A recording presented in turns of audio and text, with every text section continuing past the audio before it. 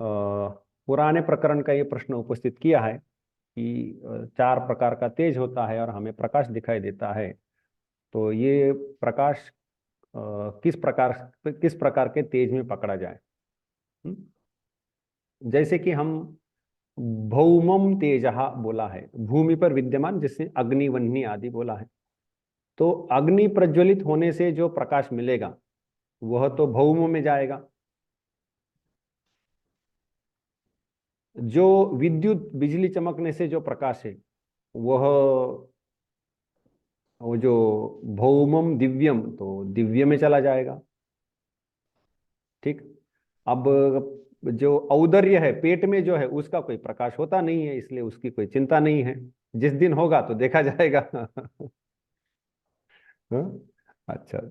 और आकर जो सोना है, तो क्या अंधेरे में सोना रख देने से वो प्रकाश देता है?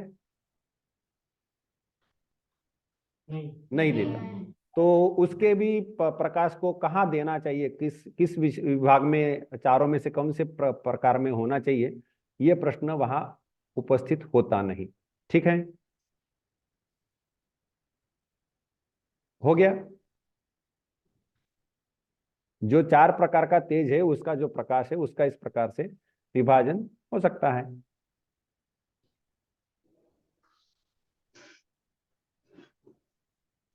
या बचा है प्रश्न और कुछ?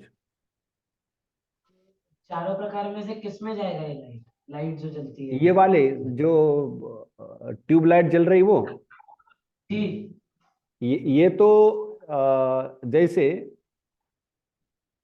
अब यहाँ एक प्रश्न होता है कि जैसे बिजली है ना, बिजली का क्या बोला है कि अबिंधनम बोला है। अबिंधनम मतलब जल जलने से, जल जिसका ईंधन है उससे उत्पन्न जो बिजली है। बिजली मतलब ये वाले हमारी ये बिजली नहीं, वो शंपा या सौदामिनी इत्यादि कहते हैं जिसको, तो वो वाली विद्युत, विद्युत तड़ित सौदामिनी शंपा आदि कहते हैं। तो वो जो है जल जलने से सीधे उत्पन्न हो, बिजली उत्पन्न होती, वो वाली विद्युत उत्पन्न होती, बिजली चमकने वाली बिजली चमकती है। तो उसका प्रकाश उसी में चला गया, उसमें कोई समस्या नहीं, प्रश्न नहीं। यहाँ पर हमारे सामने और भी एक जो जो बिजली हमारे यहाँ वायर के द्वारा आती है, और उस वायर के द्वारा आकर यहाँ पर इसको प्रकाश के रूप में परिणत किया जाता है। लेकिन जहां से बन के आती है वो अलग अलग प्रकार से बिजली, बिजली अर्थात विद्युत धारा बन के आती है। जो कहाँ से बनती है, तो कुछ कुछ स्थानों पर कोयला जलाकर बिजली बनती है, कुछ कुछ स्थानों पर तेल जलाकर बनती है, कुछ कुछ स्थानों पर ये जो तालाब होते, तालाबों का जो जल होता है, नदी का जल होता है, उसके द्वारा वो हाइड्रोलिक पावर जिसको कहते हैं। कभी कुछ कुछ स्थानों पर विंड मिल होती है, अर्थात हवा चलती है तो चक्के घूमते हैं, तो वहां से वो बिजली बनती है। तो कुछ कुछ स्थानों पर सोलर बिजली बनती है, तो सोलर पैनल लगे होते हैं, वहां से वो बिजली, विद्युत या अभी हमारे जो इलेक्ट्रिसिटी जिसको कहते हैं वो बनती है। तो कुछ कुछ स्थानों पर न्यूक्लियर पावर प्लांट होते हैं, मतलब जो ऐसे न्यूक्लियर कुछ मटेरियल होते हैं, यूरेनियम इत्यादि, उनको, उनका एक प्रकार से उनसे एक ऊर्जा मिलती है, वहां से ये बनते हैं। अब कुल मिलाकर इनका जो परिणाम है वो है कि ये जो तार होती है, वायर्स होती है, इसके अंदर इलेक्ट्रॉन का प्रवाह होता है। सबका सार यही है, इलेक्ट्रॉन का प्रवाह होता है।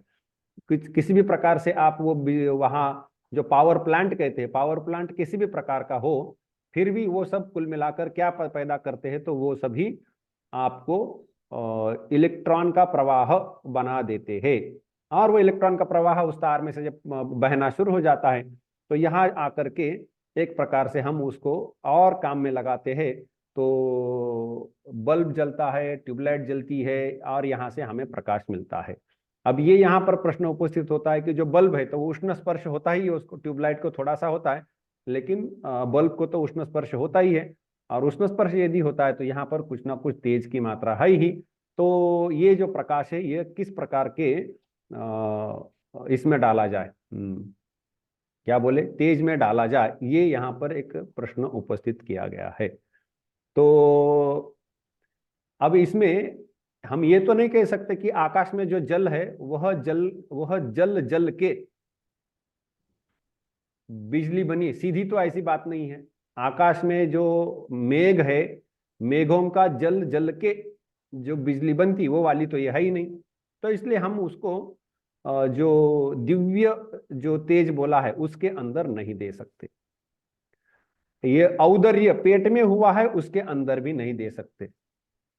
आकरज अर्थात जो सोना है वो तो गिनाए गए, सोना मतलब जो 6 प्रकार के लोह होते हैं, तो वो उनको सोना इत्यादि को इसमें ला करके रखा है। तो इसलिए उस प्रकार के इस तेज में भी दे नहीं सकते। तो हमारे पास बचता क्या है? भौम, भौम एक ही बचता है, तो इसको भौम में देना पड़ेगा। और इसमें क्या है कि वन्याधिकम, भौमम तेज वन्याधिकम, तो आदि शब्द से जैसे लिया जाता है कि वो जो एक कीड़ा होता है जिसके पेट में वो एक रात को जो लाइट जलती है ना, क्या कहते हैं उसको हिंदी में? जुगनू।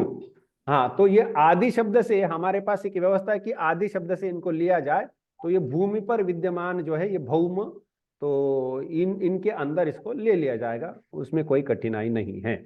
उष्ण स्पर्श है तो यह तेज है और वह भौम में ले सकते हैं।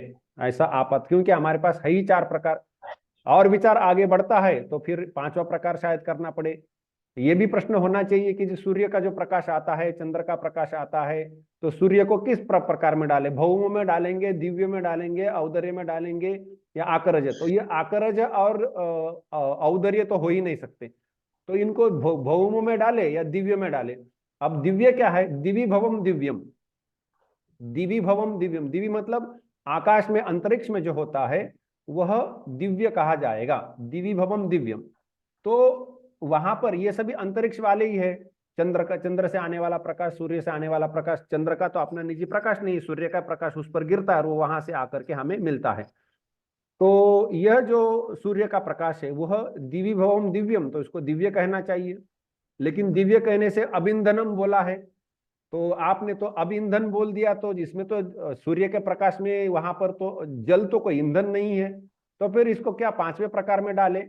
तो ये यहाँ पर विचार आगे बढ़ाना चाहिए, इनको कहाँ पर लगाए, है ना। तो केवल ये सूर्य, सूर्य को कहाँ डालना चाहिए ये प्रश्न है। सूर्य जैसे पदार्थ गोलकों को, और ये जो हमारे अभी जो बिजली के कारण जो लाइटें बन रही है, जो जो भी गर्म हो रहा है, जैसे कि हम जो इमर्शन हीटर होता है उसके द्वारा जल गर्म करते हैं, तो जल गर्म हुआ मतलब उसमें तेज आया ही है। तो जैसे मान लो कि अग्नि प्रज्वलित किया, अग्नि प्रज्वलित करने के बाद उसके ऊपर उस चूल्हे पर हमने बर्तन रख दिया, उसमें पानी डाला और वो पानी गर्म हुआ, तो पानी के अंदर जो तेज है वो किसमें जाएगा? वो भी तो है ही। उर्मिला जी जरा शांत बैठी है। तो कुछ लोगों की केवल टोपी दिखती, मुंह नहीं दिखता है, नीचे देखते हैं सफेद सफेद टोपी। हाँ, नहीं नहीं ठीक है, टोपी मत निकालो, ठंड है, लेकिन ऐसा सर झुका के बैठते तो टोपी दिखती, मुंह नहीं दिखता है। तो अब इसमें क्या है कि जब हम अग्नि प्रज्वलित करके चूल्हे पर बर्तन रख के जल गर्म करते हैं, तो जल में जो तेज है वो किस में मानना चाहिए? तो उसको हम भौम में ही मानते हैं। तो बिल्कुल उसी प्रकार से बिजली आई, बिजली के द्वारा जल गर्म किया इमर्शन हीटर आदि के द्वारा, तो जो गर्म जल है उसको किस में मानेंगे? तो भौम में मानेंगे। इसलिए बिजली वाला जो है वो सब भौम में चला जाएगा, इसमें कोई संदेह नहीं। ठीक है, ठीक, अच्छा, और कोई प्रश्न है?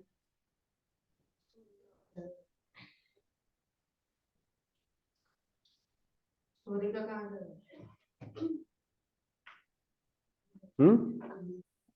सूर्य का प्रकाश किसमें?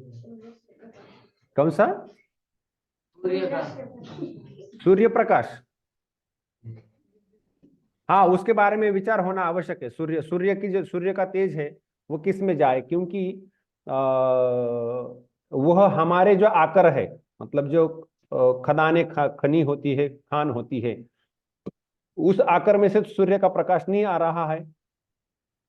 और जैसे ये जो फास्फोरस होता है या यूरेनियम होता है, इनसे भी प्रकाश निकलता ही है। तो फास्फोरस स्वयं जल जाता है। तो इनका प्रकाश, ये सब फास्फोरस तो आकरज में चला जाना चाहिए, लेकिन आकरज का क्या हुआ है कि उसमें सोना सोना माना है ना, सोना वो वाले वो फिक्स कर दिए कि ये वाले आकरज होंगे। तो फास्फोरस को आकरज में कैसे डालें, ये प्रश्न उपस्थित होते हैं। ये कई सारे तांत्रिक प्रश्न है। तो इनके लिए नैयायिकों ने कुछ ना कुछ व्यवस्था लगानी चाहिए कि इनको कहाँ पर लिया जाएगा। लेकिन इनको भौम में लेने में कोई कठिनाई, जैसे लकड़ी है ना। लकड़ी को क्या है कि लकड़ी के अंदर अग्नि किसी न किसी प्रकार से है। बाहर से अग्नि संयोग होने से हम इतना सा अग्नि संयोग कर देते लकड़ी को, लेकिन वो कितना बड़ा पूरे विश्व जलाने का आकार धारण कर लेता है। तो इतना अग्नि तो बाहर से नहीं आया है। जैसे मैंने किसी को एक गिलास जल दिया, लेकिन उसमें पूरे विश्व डुबाने का जल बना दिया। तो मैंने तो भाई इतना ही दिया था, तुमने कहाँ से इतना जल बनाया।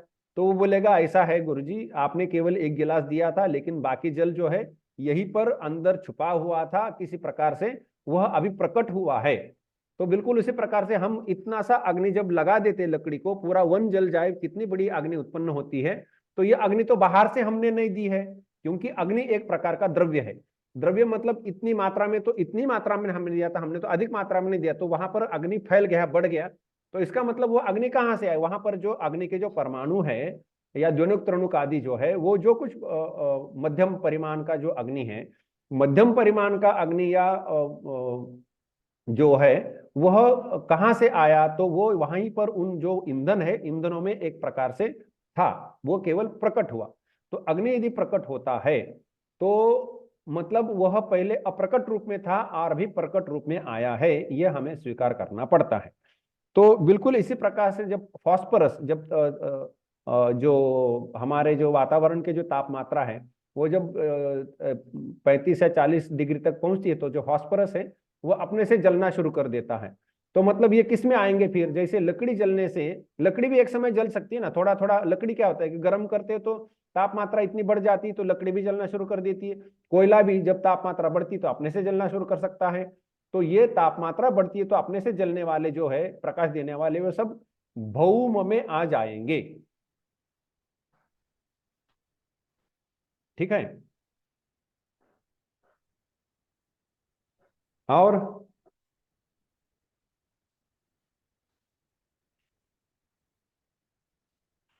तो